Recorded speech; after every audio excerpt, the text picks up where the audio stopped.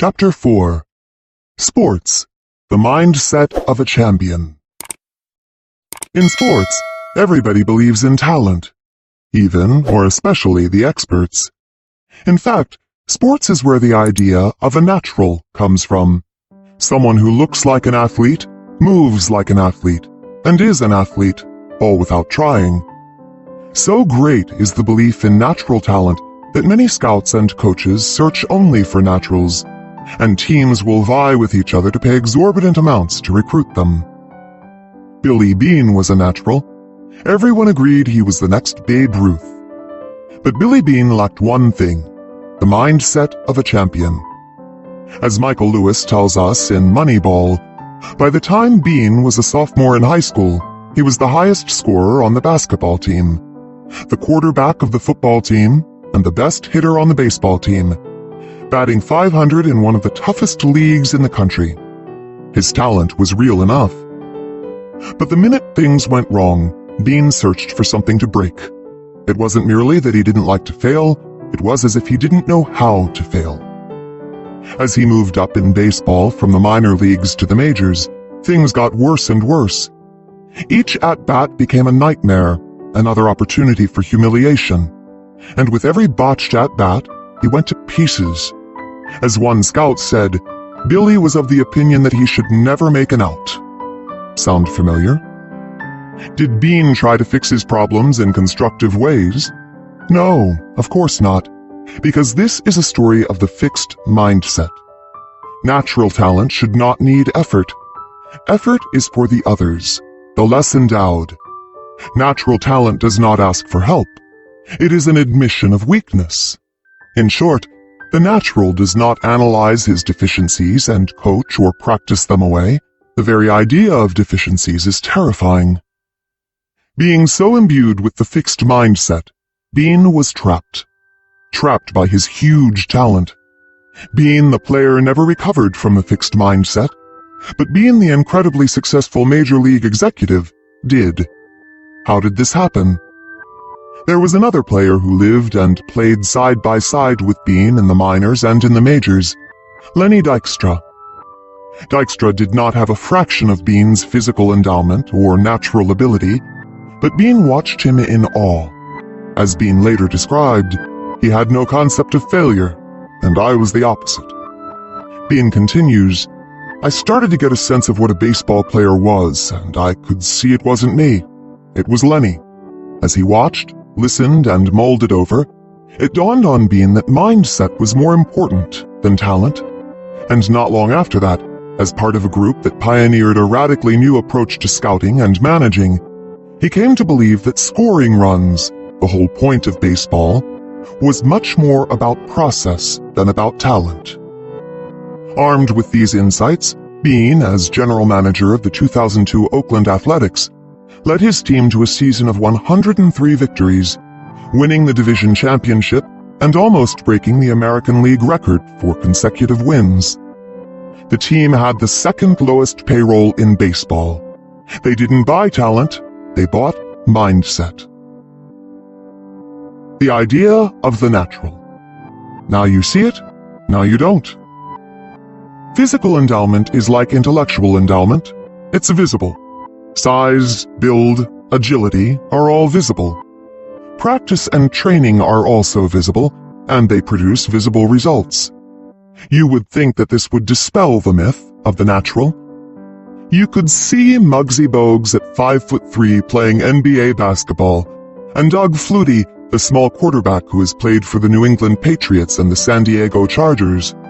You could see Pete Gray, the one-armed baseball player who made it to the major leagues. Ben Hogan, one of the greatest golfers of all time, who was completely lacking in grace. Glenn Cunningham, the great runner, who had badly burned and damaged legs. Larry Bird and his lack of swiftness. You can see the small or graceless or even disabled ones who make it, and the godlike specimens who don't. Shouldn't this tell people something? Boxing experts relied on physical measurements, called tails of the tape, to identify naturals. They included measurements of the fighter's fist, reach, chest, expansion, and weight. Muhammad Ali failed these measurements. He was not a natural. He had great speed, but he didn't have the physique of a great fighter. He didn't have the strength, and he didn't have the classical moves. In fact, he boxed all wrong. He didn't block punches with his arms and elbows. He punched in rallies like an amateur. He kept his jaw exposed. He pulled back his torso to evade the impact of oncoming punches, which Jose Torres said was like someone in the middle of a train track, trying to avoid being hit by an oncoming train, not by moving to one or the other side of the track, but by running backwards. Sonny Liston, Ali's adversary, was a natural. He had it all, the size, the strength, and the experience. His power was legendary. It was unimaginable that Ali could beat Sonny Liston. The matchup was so ludicrous that the arena was only half full for the fight. But aside from his quickness, Ali's brilliance was his mind. His brains, not his brawn. He sized up his opponent and went for his mental jugular. Not only did he study Liston's fighting style, but he closely observed what kind of person Liston was out of the ring. I read everything I could where he had been interviewed. I talked with people who had been around him or had talked with him. I would lay in bed and put all of the things together and think about them, and try to get a picture of how his mind worked. And then he turned it against him. Why did Ali appear to go crazy before each fight? Because, Torres says, he knew that a knockout punch is the one they don't see coming. Ali said, "Listen, I had to believe that I was crazy, that I was capable of doing anything. He couldn't see nothing to me at all but mouth, and that's all I wanted him to see. Float like a butterfly, sting like a bee, your hands can't hit what your eyes can't see." Ali's victory over Liston is boxing history. A famous boxing manager reflects on Ali. He was a paradox. His physical performances in the ring were absolutely wrong, yet his brain was always in perfect working condition. He showed us all, he continued with a broad smile written across his face, that all victories come from here, hitting his forehead with his index finger. Then he raised a pair of fists, saying, "Not from here." This didn't change people's minds about physical endowment.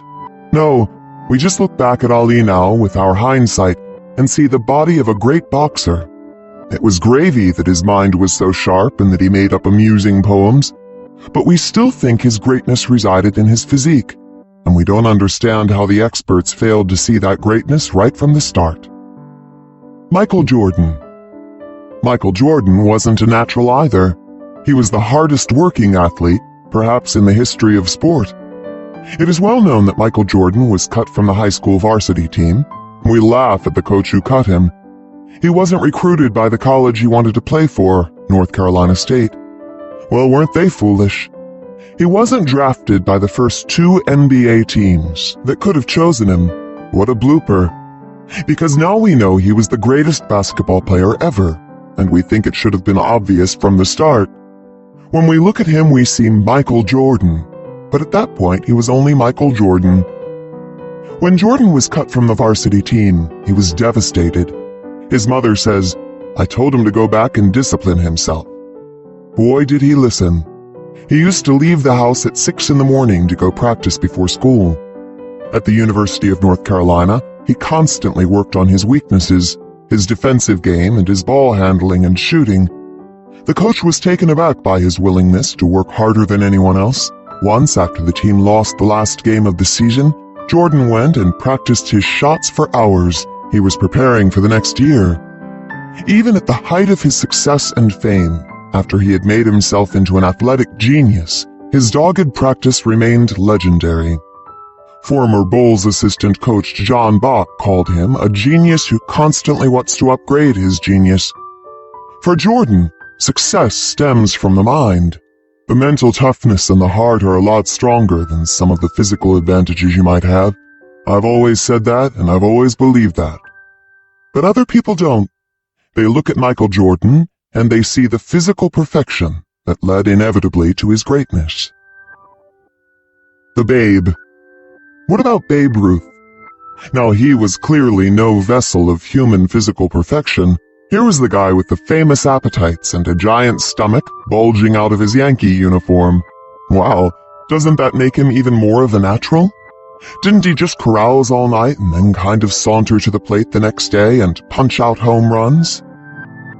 The Babe was not a natural either. At the beginning of his professional career, Babe Ruth was not that good a hitter. He had a lot of power that came from his total commitment each time he swung the bat. When he connected, it was breathtaking, but he was highly inconsistent. It's true that he could consume astounding amounts of liquor and unheard of amounts of food. After a huge meal, he could eat one or more whole pies for dessert. But he could also discipline himself when he had to. Many winters he worked out the entire off-season at the gym to become more fit. In fact, after the 1925 season, when it looked as though he was washed up, he really committed himself to getting in shape, and it worked. From 1926 through 1931, he batted .354, averaging 50 home runs a year and 155 runs batted in. Robert Creamer, his biographer, says, "Ruth put on the finest display of sustained hitting that baseball has ever seen.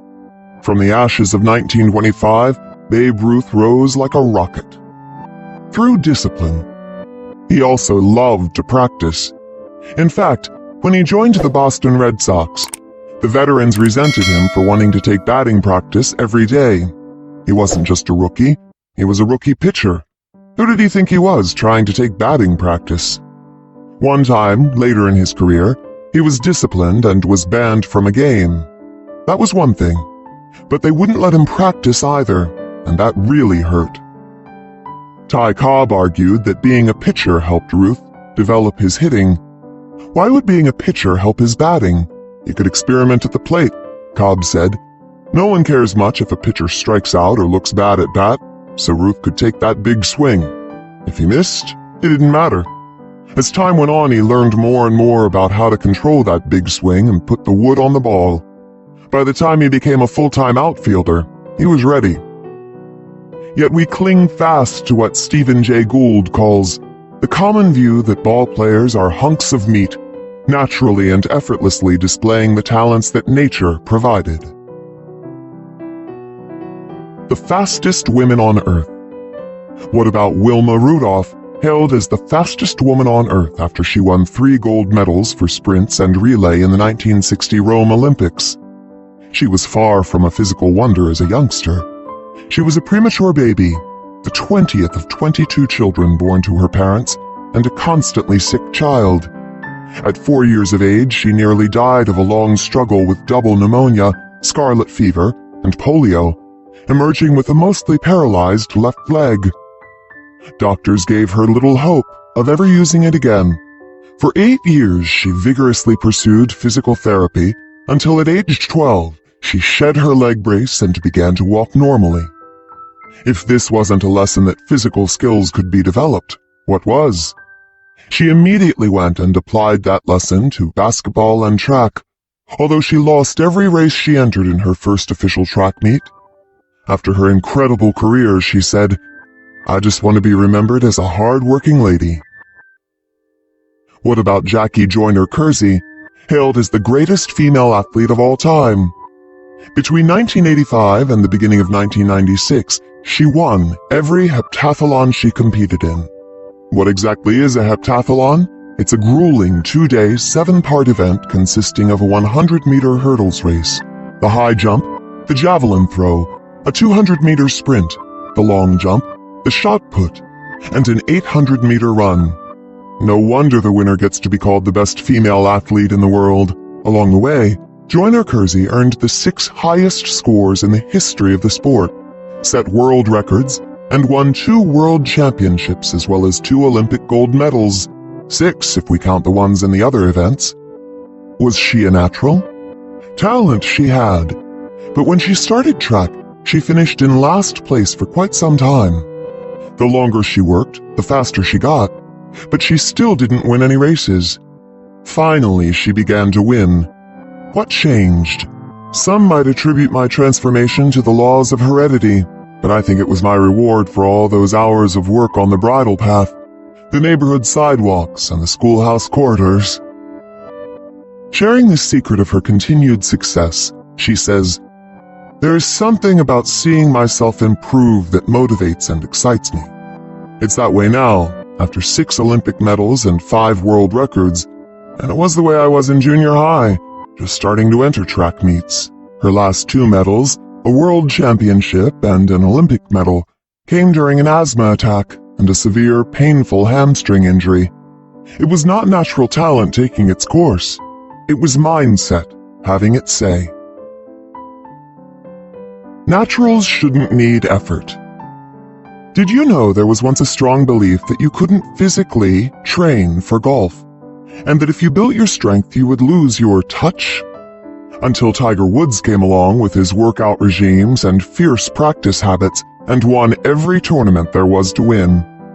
In some cultures, people who tried to go beyond their natural talent through training received sharp disapproval. You were supposed to accept your station in life. These cultures would have hated Maury Wills. Wills was an eager baseball player in the 1950s and 60s with a dream to be a major leaguer. His problem was that his hitting wasn't good enough. So when the Dodgers signed him, they sent him down to the minor leagues. He proudly announced to his friends, "In 2 years, I'm going to be in Brooklyn playing with Jackie Robinson." He was wrong. Despite his optimistic prediction and grueling daily practice, he languished in the minors for 8.5 years. At the 7.5-year mark, the team manager made a batting suggestion, telling Wills, "You're in a 7.5-year slump, you have nothing to lose." Shortly thereafter, when the Dodgers shortstop broke his toe, Wills was called up. He had his chance. His batting was still not good enough. Not ready to give up, he went to the first base coach for help. They worked together several hours a day, aside from Wills' regular practice. Still not good enough. Even the gritty Wills was now ready to quit, but the first base coach refused to let him. Now that the mechanics were in place, Wills needed to work on his mind. He began to hit, and with his great speed, he began to steal bases.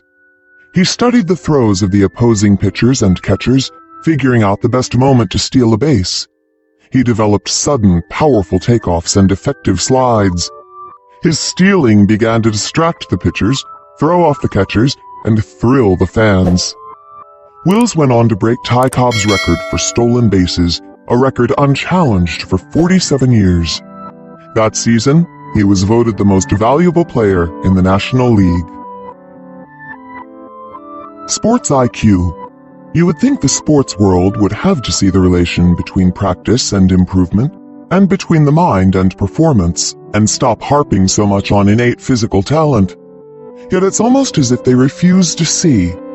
Perhaps it's because, as Malcolm Gladwell suggests, people prize natural endowment over earned ability.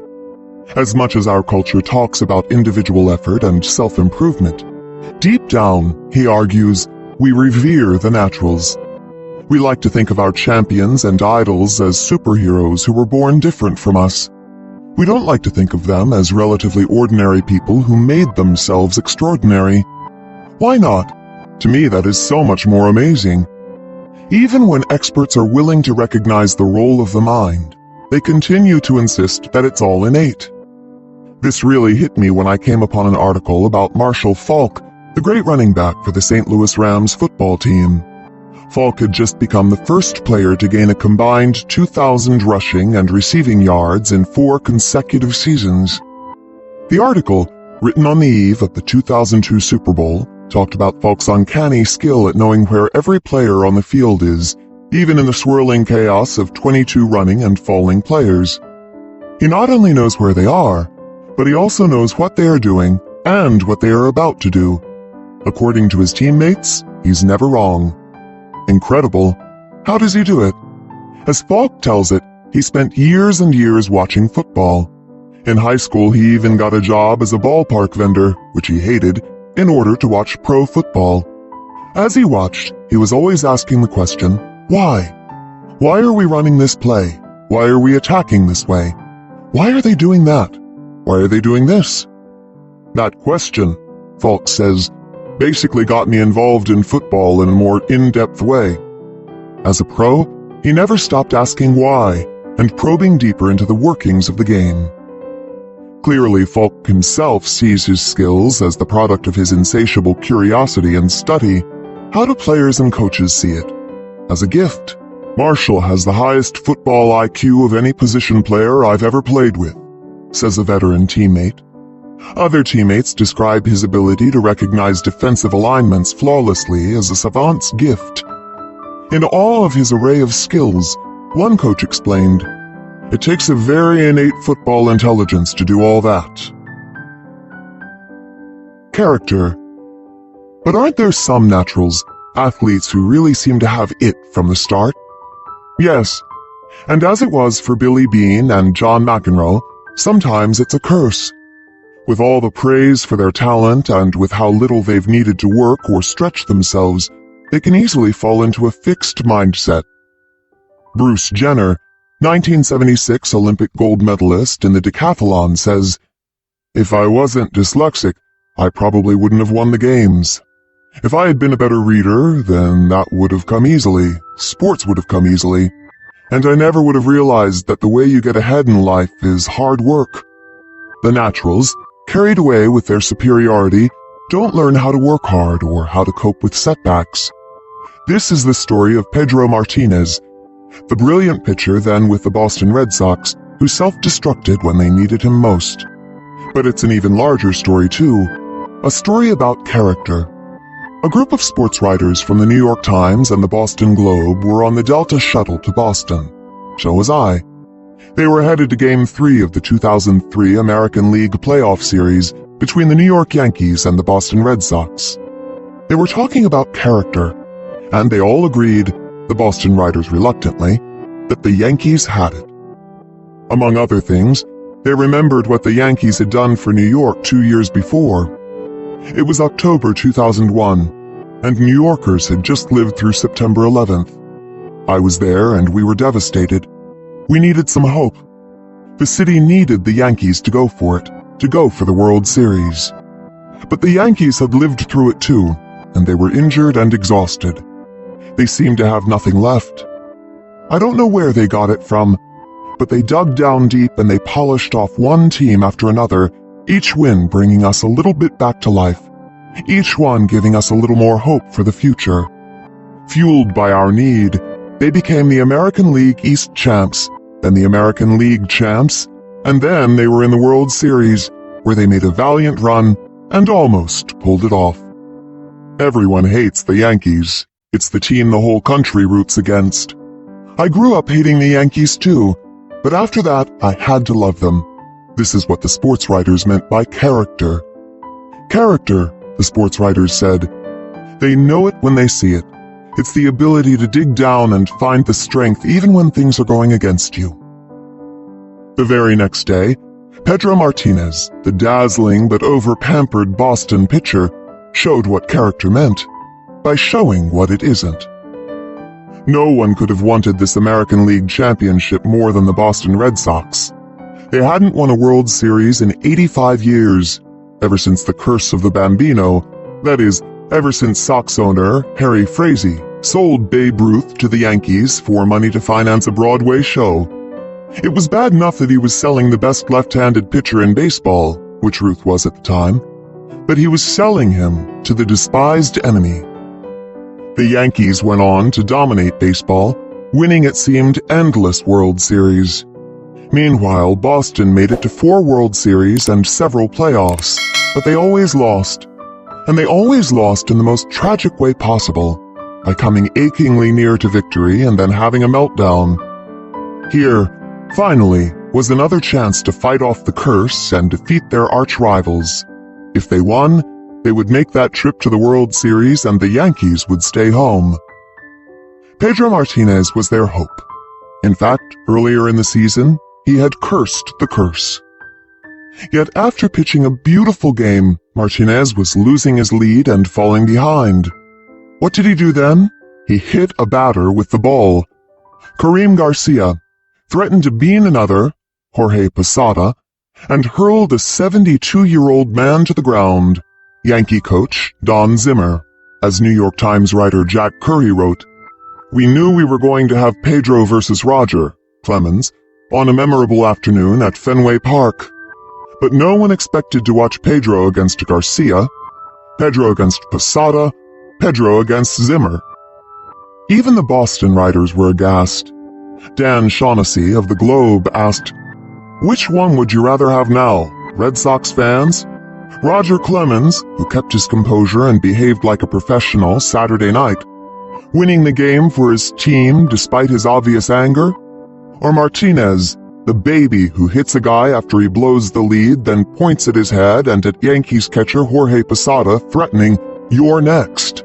Red Sox fans don't like to hear this, but Martinez was an embarrassment Saturday and a disgrace to baseball.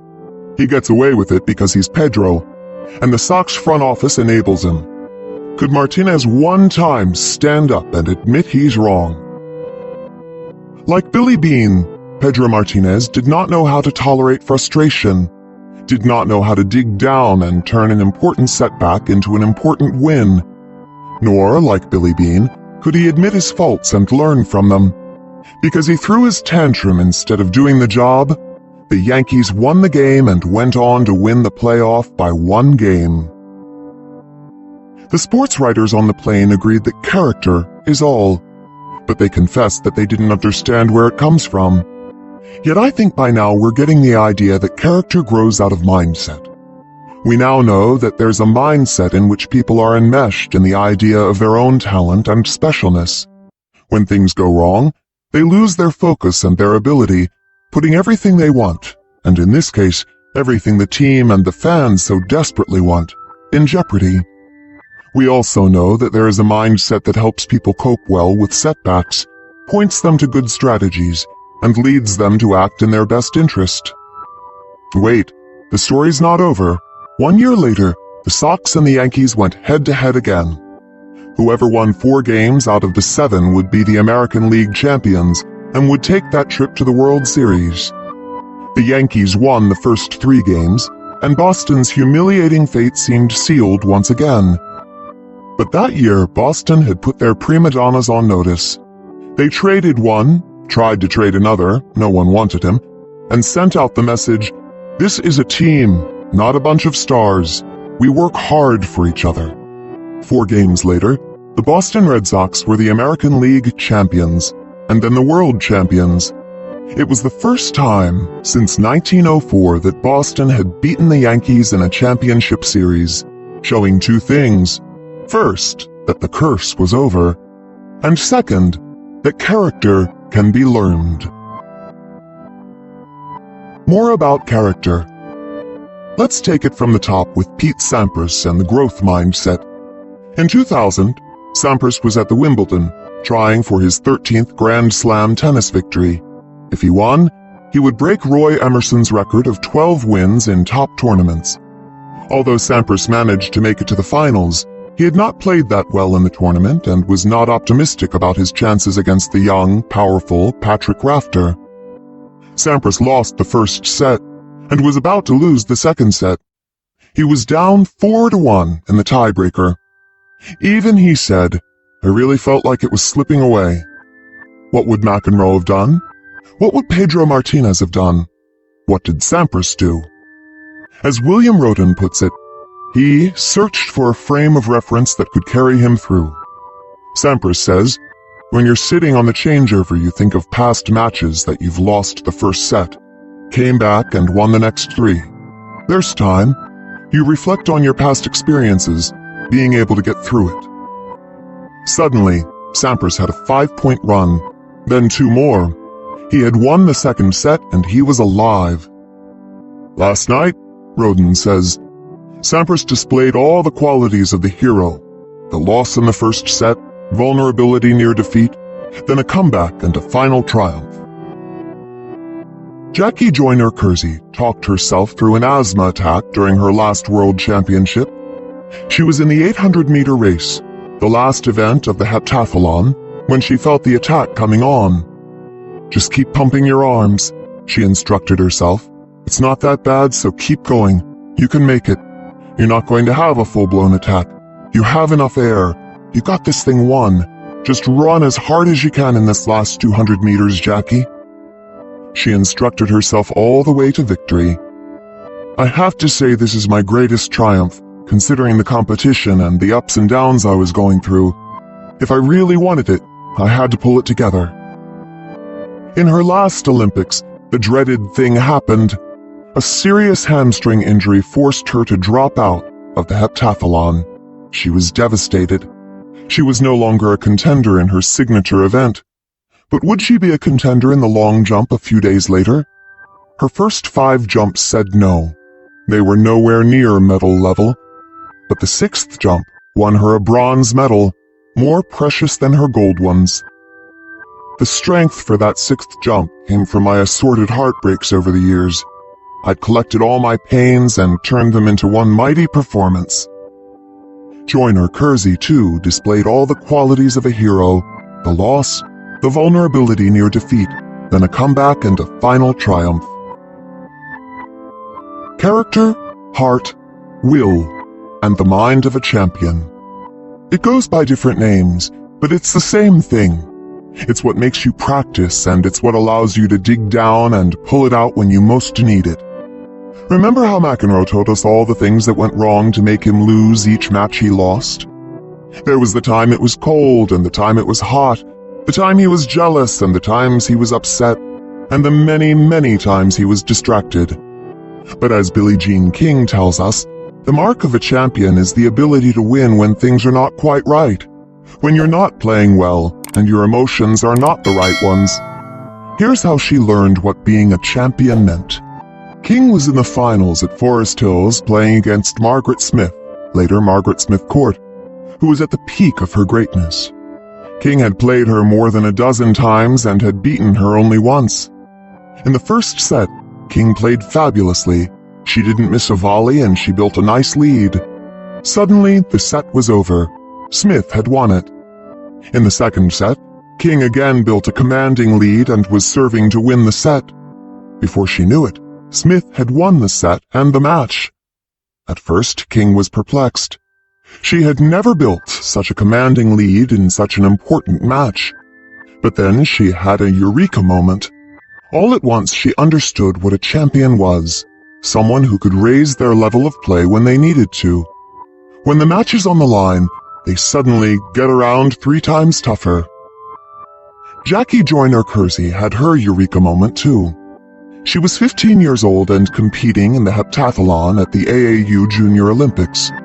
Everything now depended on the last event, the 800-meter race, an event she dreaded. She was exhausted and she was competing against an expert distance runner whose times she had never matched. She did this time. I felt a kind of high. I'd proven that I could win if I wanted it badly enough. That win showed me that I could not only compete with the best athletes in the country, I could will myself to win. Often called the best woman soccer player in the world, Mia Hamm says she was always asked, "Mia, what is the most important thing for a soccer player to have?" With no hesitation, she answered, "Mental toughness," and she didn't mean some innate trait. When 11 players want to knock you down, when you're tired or injured, when the referees are against you, you can't let any of it affect your focus. How do you do that? You have to learn how. It is, said Hamm, one of the most difficult aspects of soccer, and the one I struggle with every game and every practice.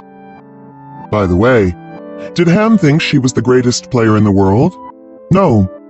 And because of that, she said, someday I just might be.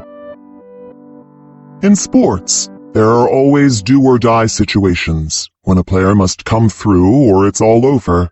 Jack Nicklaus, the famed golfer, was in these situations many times in his long professional career on the PGA Tour, where the tournament rested on his making a must-have shot. If you had to guess, how many of these shots do you think he missed? The answer is 1. 1. That's the championship mentality. It's how people who are not as talented as their opponents win games. John Wooden, the legendary basketball coach, tells one of my favorite stories. Once, while Wooden was still a high school coach, a player was unhappy because he wasn't included in the big games. The player, Eddie Powelski, begged Wooden to give him a chance, and Wooden relented. "All right, Eddie," he said, "I'll give you a chance. I'll start you against Fort Wayne Central tomorrow night." Suddenly, Wooden tells us, I wondered where those words came from. 3 teams were locked in a battle for number 1 in Indiana. One was his team and another was Fort Wayne Central, tomorrow night's team. The next night, Wooden started Eddie. He figured that Eddie would last at most a minute or two, especially since he was up against Fort Wayne's Armstrong, the toughest player in the state. Eddie literally took him apart, Wooden reports. Armstrong got the lowest point total of his career. Eddie scored 12, and our team showed the best balance of all season. But in addition to his scoring, his defense, rebounding, and playmaking were excellent. Eddie never sat out again and was named Most Valuable Player for the next 2 years. All of these people had character. None of them thought they were special people, born with the right to win. They were people who worked hard, who learned how to keep their focus under pressure, and who stretched beyond their ordinary abilities when they had to. Staying on top. Character is what allows you to reach the top and stay there. Darryl Strawberry, Mike Tyson, and Martina Hingis reached the top, but they didn't stay there. Isn't that because they had all kinds of personal problems and injuries? Yes, but so have many other champions. Ben Hogan was hit by a bus and was physically destroyed, but he made it back to the top. I believe ability can get you to the top, says Coach John Wooden, but it takes character to keep you there. It's so easy to begin thinking you can just turn it on automatically, without proper preparation. It takes real character to keep working as hard or even harder once you're there. When you read about an athlete or team that wins over and over and over, remind yourself, more than ability, they have character. Let's take an even deeper look at what character means and how the growth mindset creates it. Stuart Biddle and his colleagues measured adolescents and young adults' mindset about athletic ability.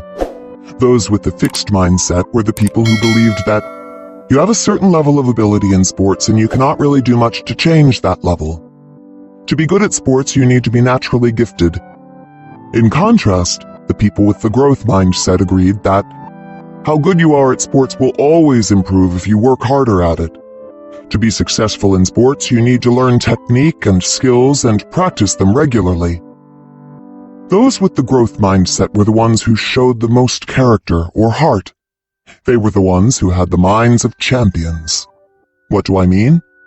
Let's look at the findings from these sports researchers and see. What is success? Finding number 1. Those with the growth mindset found success in doing their best, in learning and improving. And this is exactly what we find in the champions.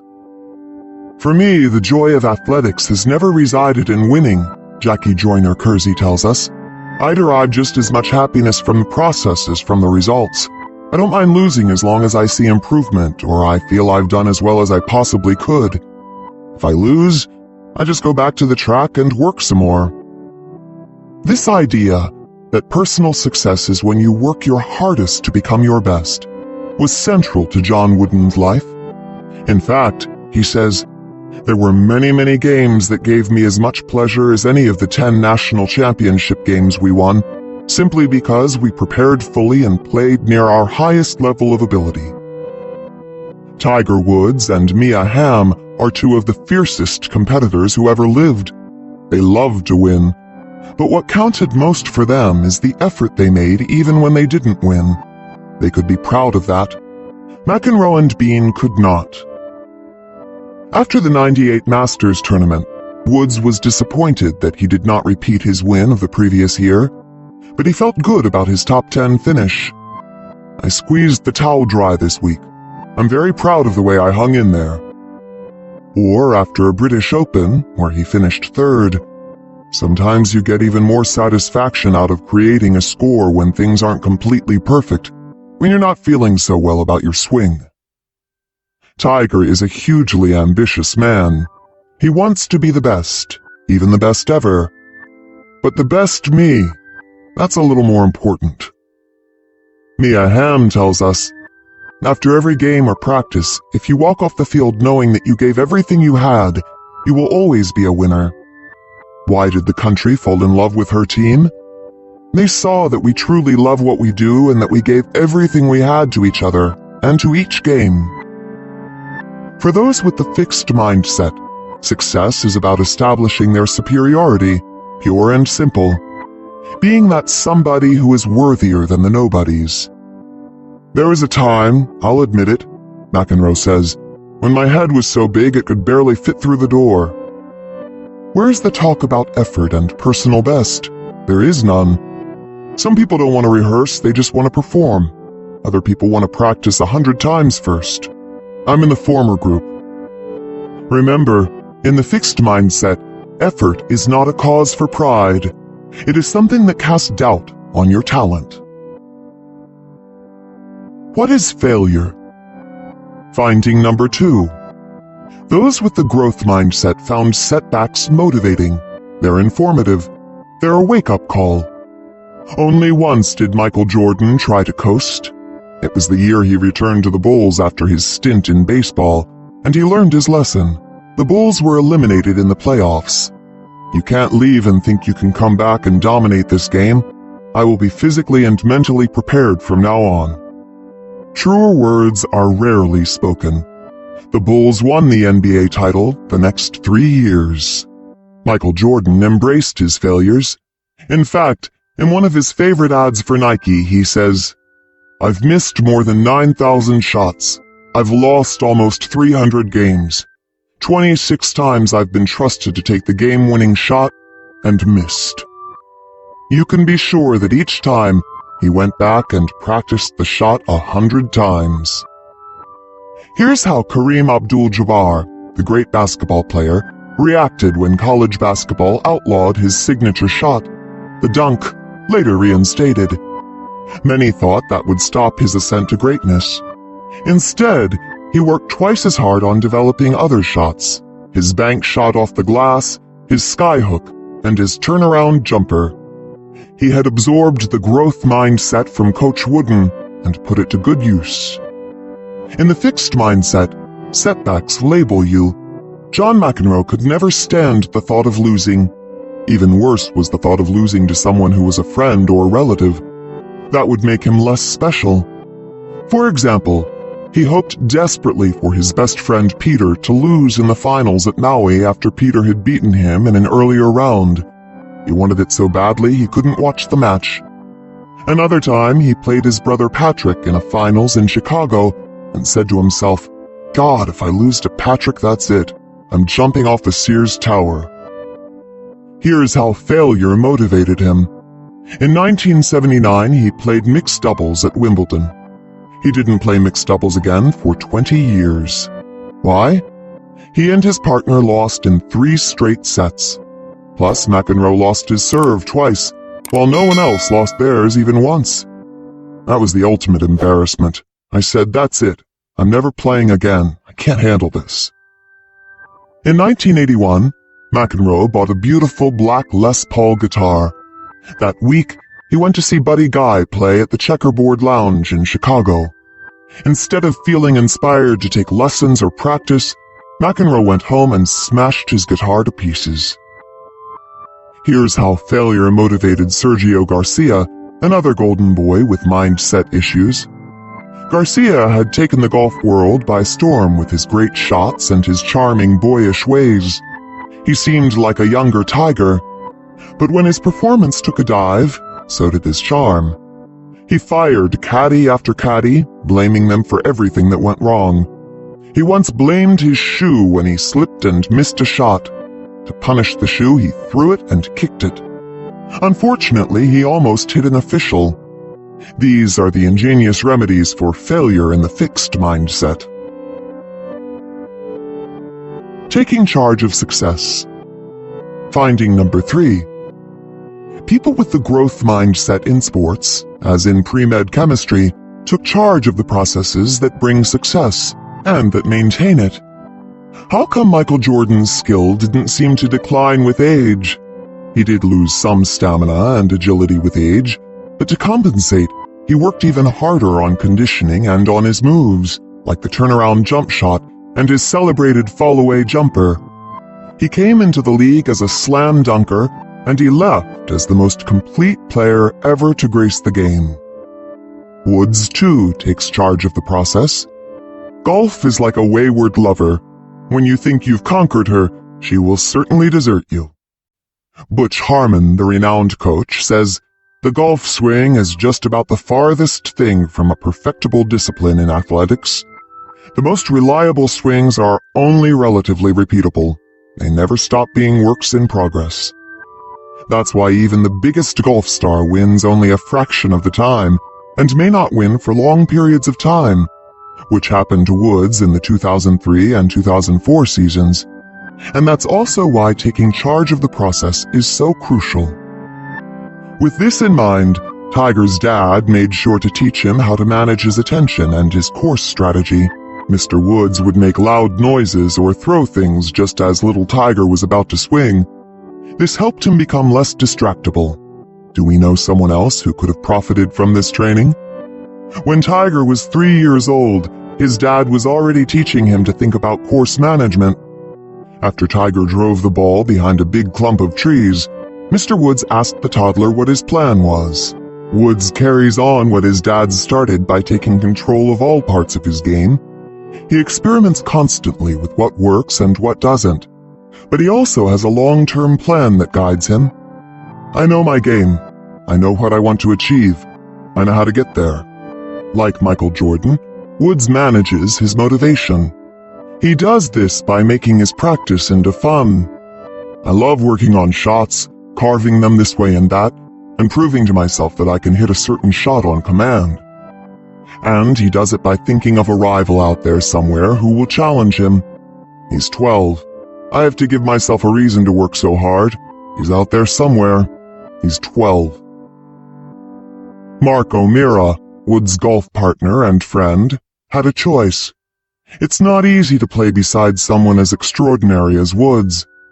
O'Meara's choice was this. He could feel jealous of and diminished by Woods' superior play, or he could learn from it. He chose the latter path. O'Meara was one of those talented players who never seemed to fulfill his potential. His choice to take charge of his game turned him around. At the age of 21, Woods had won the Masters tournament. That night he slept with his arms around his prize, the famous green jacket. 1 year later, he put a green jacket on Mark O'Meara. From McEnroe, we hear little talk of taking control. When he was on top, we hear little mention of working on his game to stay on top. When he was doing poorly, we hear little self-reflection or analysis, except to pin the blame. For example, when he didn't do as well as expected for part of 82, we hear that little things happened that kept me off my game for weeks at a time and prevented me from dominating the tour. Always a victim of outside forces. Why didn't he take charge and learn how to perform well in spite of them? That's not the way of the fixed mindset. In fact, rather than combating those forces or fixing his problems, he tells us he wished he played a team sport so he could conceal his flaws. If you're not at your peak, you can hide it so much easier in a team sport. McEnroe also admits that his on-court temper tantrums were often a cover for choking and only made things worse. So what did he do? Nothing. He wished someone else would do it for him. When you can't control yourself, you want someone to do it for you. That's where I acutely missed being part of a team sport. People would have worked with me, coached me. Or, the system let me get away with more and more. I really liked it less and less. He got mad at the system. Hi there, John. This was your life. Ever think of taking responsibility? No, because in the fixed mindset, you don't take control of your abilities and your motivation. You look for your talent to carry you through, and when it doesn't, well then, what else could you have done? You are not a work in progress, you are a finished product, and finished products have to protect themselves, lament, and blame. Everything but take charge. What does it mean to be a star? Does a star have less responsibility to the team than other players? Is it just their role to be great and win games? Or does a star have more responsibility than others? What does Michael Jordan think? In our societies, sometimes it's hard to come to grips with filling a role instead of trying to be a superstar. Says Jordan, a superstar's talent can win games, but it's teamwork that wins championships. Coach John Wooden claims he was tactically and strategically average. So how did he win 10 national championships? One of the main reasons, he tells us, is because he was good at getting players to fill roles as part of a team. I believe, for example, I could have made Kareem Abdul-Jabbar the greatest scorer in college history. I could have done that by developing the team around that ability of his. Would we have won 3 national championships while he was at UCLA? Never. In the fixed mindset, athletes want to validate their talent. This means acting like a superstar, not just a team member. But as with Pedro Martinez, this mindset works against the important victories they want to achieve. A telling tale is the story of Patrick Ewing, who could have been a basketball champion. The year Ewing was a draft pick, by far the most exciting pick of the year, the Knicks won the lottery and to their joy got to select Ewing for their team. They now had twin towers, the 7-foot Ewing and the 7-foot Bill Cartwright, their high-scoring center. They had a chance to do it all. They just needed Ewing to be the power forward. He wasn't happy with that. Center is the star position, and maybe he wasn't sure he could hit the outside shots that a power forward has to hit. What if he had really given his all to learn that position? Alex Rodriguez, the best shortstop in baseball, agreed to play third base when he joined the Yankees. He had to retrain himself, and, for a while, he wasn't all he had been. Instead, Cartwright was sent to the Bulls, and Ewing's Knicks never won a championship. Then there is the tale of the football player Keyshawn Johnson, another immensely talented player who was devoted to validating his own greatness. When asked before a game how he compared to a star player on the opposing team, he replied, "You're trying to compare a flashlight to a star. Flashlights only last so long. A star is in the sky forever." Was he a team player? I am a team player, but I'm an individual first. I have to be the number 1 guy with the football, not number 2 or number 3. If I'm not the number 1 guy, I'm no good to you. I can't really help you. What does that mean?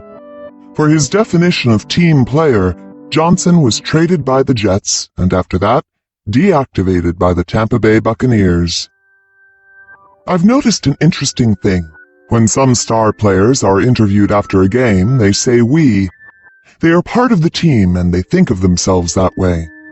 When others are interviewed, they say I, and they refer to their teammates as something apart from themselves, as people who are privileged to participate in their greatness.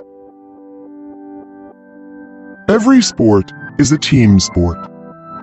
You know, just about every sport is in some sense a team sport. No one does it alone.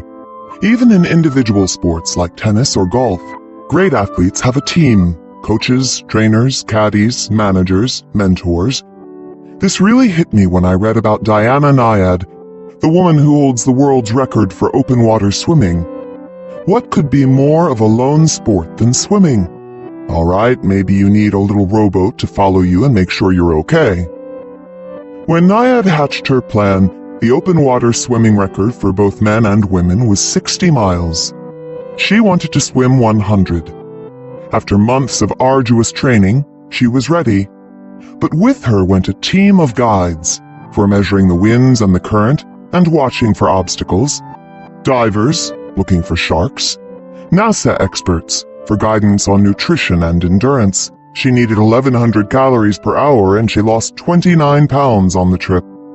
And trainers who talked her through uncontrollable shivers, nausea, hallucinations, and despair. Her new record, 102.5 miles, stands to this day. It is her name in the record books, but it took 51 other people to do it. Hearing the mindsets. You can already hear the mindsets in young athletes. Listen for them. It's 2004. Isis Telis is a college basketball star, a 6'5" forward for the Duke University women's basketball team. She has a picture of her father, James Quick Telis, taped to her locker as a motivator. But the picture is not a tribute, says sports writer Viv Bernstein. It is a reminder of all Telis hopes she will never be. Quick Telis was a contender in the 1980s. In 1981, he boxed for the world heavyweight title. In 1985, he was in the movie The Color Purple as a boxer, and in 1986, he was the first boxer to go the distance, 10 rounds, with Mike Tyson. But he never made it to the top. Isis Telis, who is a senior, says, "This is the year to win a national championship. I just feel like I'd be such a failure. I'd feel like I'm regressing back and I'm going to end up like my dad, a nobody." Uh-oh. It's the somebody-nobody syndrome. If I win, I'll be somebody. If I lose, I'll be nobody. Telis's anger at her father may be justified. He abandoned her as a child. But this thinking is getting in her way.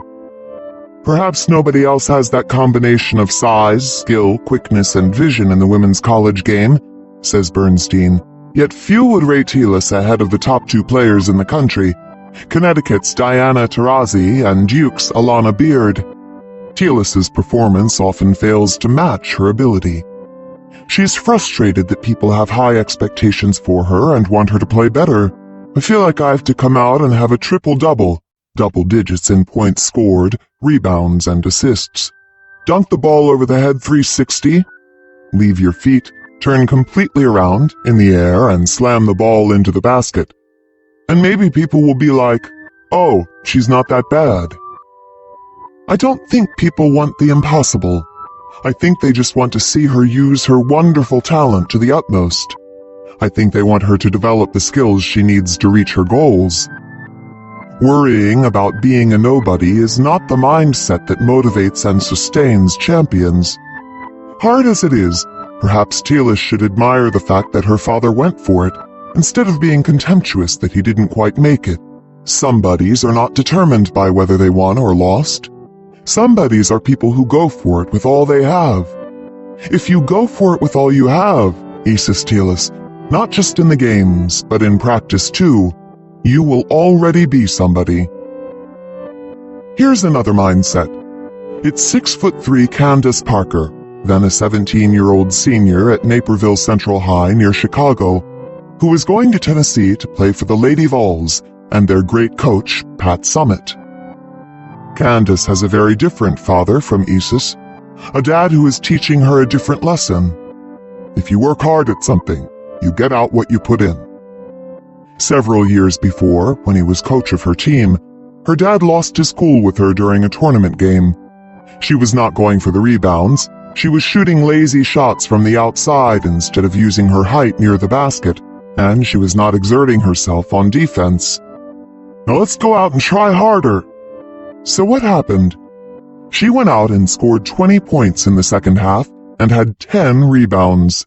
They blew the other team away. He lit a fire under me, and I knew he was right. Candace lights the same fire under herself now. Rather than being content to be a star, she looks to improve all the time. When she returned from knee surgery, she knew what she needed to work on: her timing, nerves, and wind. When her three-point shot went bad, she asked her father to come to the gym to work on it with her. Whether it be in basketball or everyday life, she says, nothing is promised. Only weeks later, the mindset prophecies were already coming true. Two things happened. One, sadly, is that Telis's team was knocked out of the championship. The other was that Candace Parker became the first woman ever to win the basketball dunking championship against 5 men. Character, heart, the mind of a champion. It's what makes great athletes, and it's what comes from the growth mindset, with its focus on self-development, self-motivation, and responsibility. Even though the finest athletes are wildly competitive and want to be the best, greatness does not come from the ego of the fixed mindset, with its somebody-nobody syndrome. Many athletes with the fixed mindset may have been naturals, But you know what? As John Wooden says, we can't remember most of them. Grow your mindset. Are there sports you always assumed you're bad at? Well, maybe you are, but then maybe you aren't. It's not something you can know until you've put in a lot of effort. Some of the world's best athletes didn't start out being that hot. If you have a passion for a sport, put in the effort and see. Sometimes being exceptionally endowed is a curse. These athletes may stay in a fixed mindset and not cope well with adversity. Is there a sport that came easily to you until you hit a wall? Try on the growth mindset and go for it again. Character is an important concept in the sports world, and it comes out of a growth mindset. Think about times you've needed to reach deep down inside in difficult sports matches. Think about the growth mindset champions from this chapter and how they do it. What could you do next time to make sure you're in a growth mindset in the pinch? Athletes with a growth mindset find success in learning and improving, not just winning. The more you can do this, the more rewarding sports will be for you and for those who play them with you.